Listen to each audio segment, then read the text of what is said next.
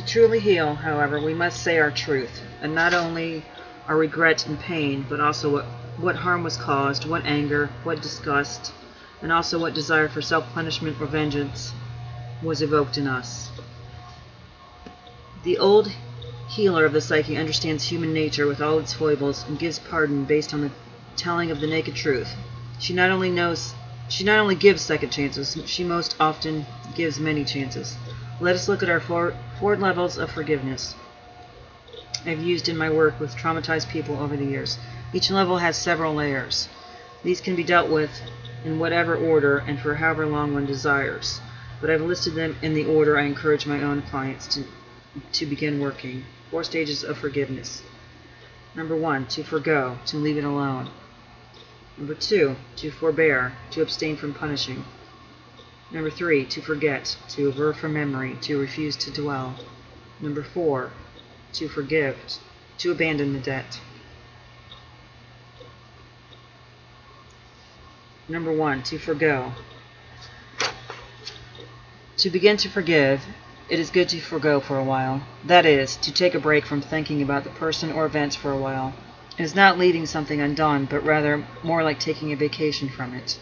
This prevents us from being exhausted, allows us to strengthen in other ways, to have other happiness in our lives. This is good practice for the final letting go that comes with forgiveness later on.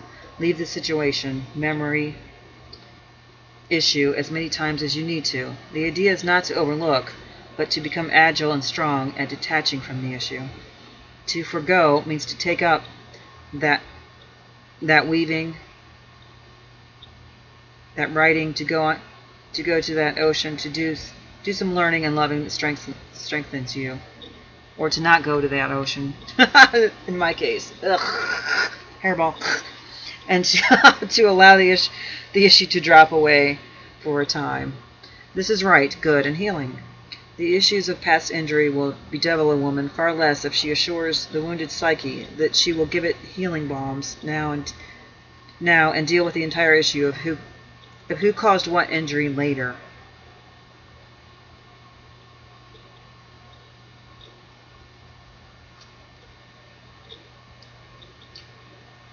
Number 2, to forbear. I'm going to go ahead and read some more of this, actually.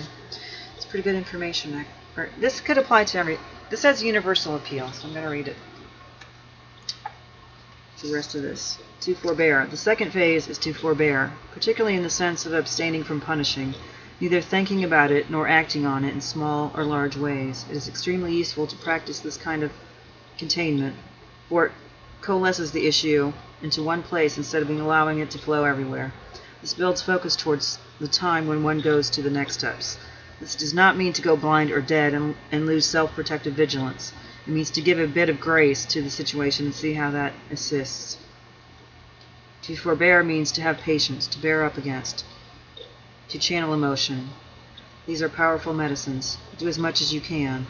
This is a cleansing regime. You need not do all. You can choose one, such as patience, and practice that. You can refrain from punitive uttering, from acting resentful or hostile.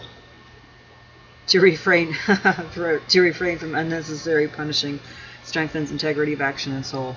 To forbear is to practice generosity, thereby allowing the great compassionate nature to participate in matters that have previously caused emotional ranging all the way from minor irritation to rage. Yeah, I haven't really got to that part yet. I'm still on the first start. This is where I am with you guys. I'm still on the first part where it's like to forego. I'm trying to create some distance. Clear it out. Kind of, that's what I mean by Zen clarity. Just clear it all out.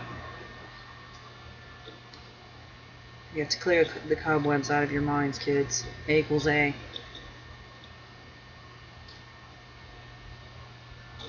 Alright, number 3, forget. To forget means to aver from memory, to refuse to dwell. In other words, to let go, to loosen one's hold, particularly on memory. To forget does not mean to make yourself brain dead. Conscious forgetting means letting go of the event. To not insist it stay in the foreground, but rather allow it to be relegated to the background or move off stage. We practice conscious forgetting by refusing to summon up the fiery material. We refuse to recollect. To forget is an active, not a passive endeavor. It means not to haul up certain materials or turn them over and over. To not work oneself up by repetitive thought, picture, or emotion. Conscious forgetting means willfully dropping the practice of obsessing intentionally, distancing and losing sight of it, not looking back, thereby living in a new landscape, creating new life, and new experiences to think about instead of the old ones. This kind of forgetting does not erase memory. It lays the emotion surrounding the memory to rest.